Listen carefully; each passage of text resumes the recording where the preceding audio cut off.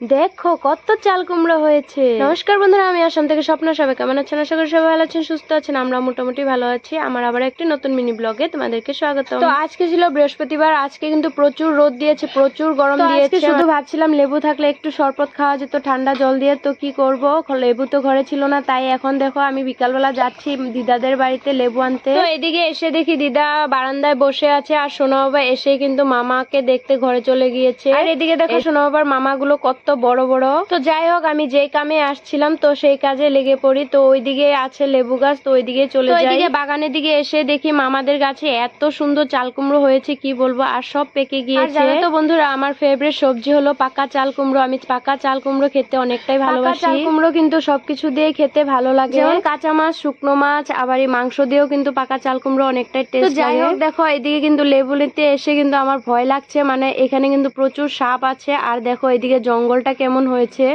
লেবু লেবু লেবু লেবু।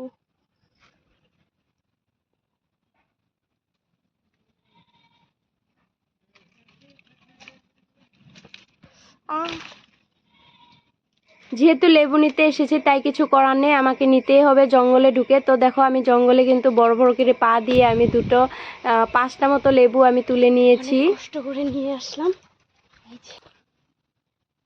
তো বন্ধুরা, আমাদের মামাদের গাছে দুই ধরনের লেবু আছে, একটি হলো গন্ধরাজ লেবু আর একটা অনেকটা রস থাকা কাজি লেবু। তো আমি কাজি লেবু আর গন্ধরাজ লেবু দুইটাই তুলে নিয়েছি, 5টা। তো তুলে নিয়ে আঁচলে বেঁধে নিয়েছি। তারপর এদিকে দেখো আমি গন্তি করছিলাম চাল কুমড়ো গুলো।